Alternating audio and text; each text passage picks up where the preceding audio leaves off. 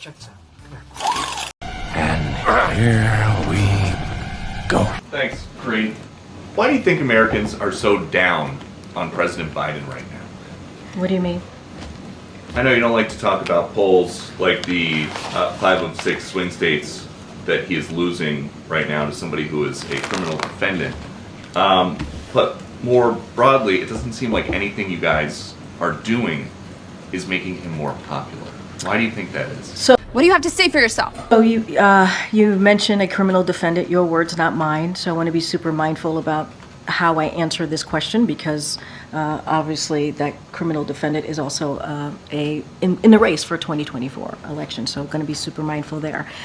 I will speak more broadly to what the American people are going through. Like, we understand. We are sensitive enough and open-minded enough to understand that this is, that not just this country, but globally, people have had to deal with a pandemic and coming out of that pandemic.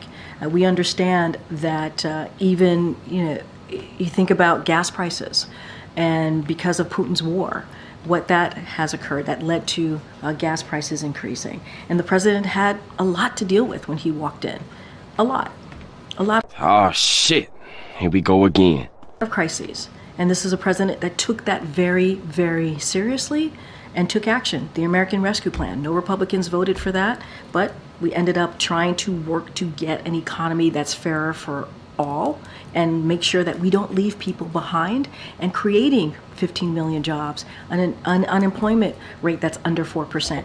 Damn! And again, we get it. We get that prices are too high for Americans, and that's what we're going to continue to do the work. I get that you understand that people are hurting right now. Why is it that nothing you're doing to address their concerns is working?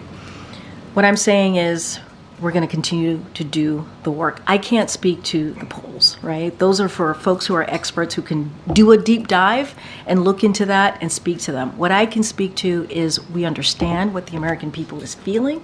We understand what they're going through. That's why we're going to continue to do the work. 301 tariff, that's part of it, right? Making sure that we're protecting American workers, making sure that we're protecting American businesses. That's the work that the president's going to focus on, and we're going to continue to move in that way. So, more broadly then, have you considered in the White House that some of President Biden's recent policy positions could be a turnoff to the people that used to like him? Go on, say something clever. So here, I would disagree with you there, because a lot of the policies that the president is pushing forward are incredibly popular. They are. Student debt. Even though you have Republicans who stopped the president on moving with his plan on student debt, that's actually very popular with Americans. Fighting Big Pharma, that's popular with Americans, right? Making sure that we lower costs on healthcare, that's popular with Americans. So what the president is actually doing is popular with what majority of Americans want to do, even in protecting reproductive rights, something that Republicans are not on the right side of history. You think about what extreme elected officials want to do. The president wants to protect and make sure that we actually are giving a woman a right to make really difficult decisions on their health care. So that part I certainly disagree with you on. President Biden has frequently pledged that no one making under $400,000 would see their taxes go up. Tariffs are effectively a tax on imports. I'm wondering if you can commit that no American importer making less than $400,000 would see their costs go up. So our commitment to Americans are very clear, which is that we are not going to tax. We do not want to see a tax increase on Americans making over $400,000. That has been our point, where we have been since the beginning of this administration. That has not changed.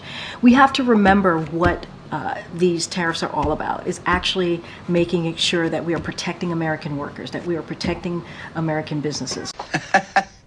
Really? We cannot forget as well that the trade deal that the last administration, the Trump administration did not actually, it was a bad deal. It was a failed deal.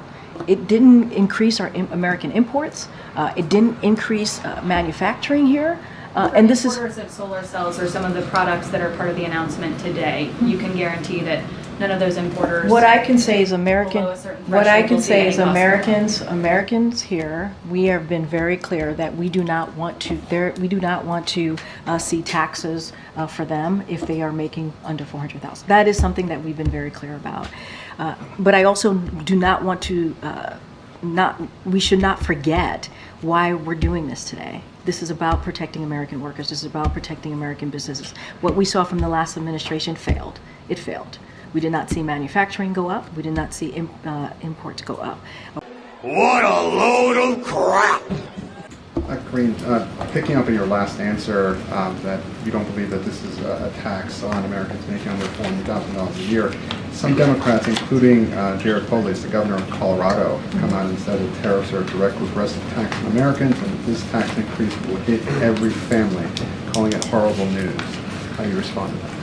Look, I mean, it's very much to what I've been saying. This is truly about what the president wanted to do. He wanted to make sure that this was done in a smart and strategic way. That's what this announcement is about. It's about making sure that we address the unfair policies that we have seen from China, and this is what this does. American workers and businesses can outcompete anyone if we actually create a competition that is fair, and that's what you're seeing. This is not true. This is not true at all. This is a smart and strategic approach from this president.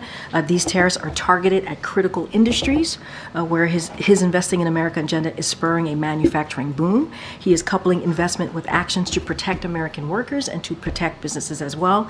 That's our approach here. That's how we're going to move forward. Give me a break. That's a bunch of malarkey. Thanks a lot, Karine. In regards to the president's plans to increase tariffs that he announced earlier today, is there an expectation that China will retaliate?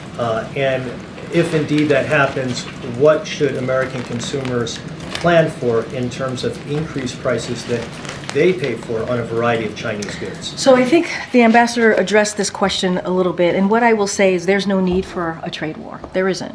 And we've been very clear, and the ambassador said this at the podium just moments ago, obviously, that we have been very clear about this. We've been very vocal about how the president believes we should move forward. He wants to do this in a smart and strategic way. That's what you see. I've done some dumb things, and I'll do dumb things again. We have created almost nearly 800,000 manufacturing jobs. So there's an investment piece, not just the tariffs piece. And the president has been also very clear. This is about American workers, this is about American companies, this is about protecting them. And we have been also very clear that China's policies, trade policies, have been unfair. And we've had concerns. You heard the ambassador talk about how you've seen cabinet level conversations about this over the year. And we've been also very consistent about that, whether it's Secretary Yellen, Secretary Blinken. They've been the most recent secretaries to have traveled to Beijing, and this came up to have those conversations. And so, look, there's no need. There's no need for a trade war. That is not this is not what this is about. This is about protecting, again, American workers. This is about protecting American businesses, making it more fair so that we can compete. And we believe that with a fair scenario here, that we can outcompete. Will you tell the president that he better fire his so-called advisors?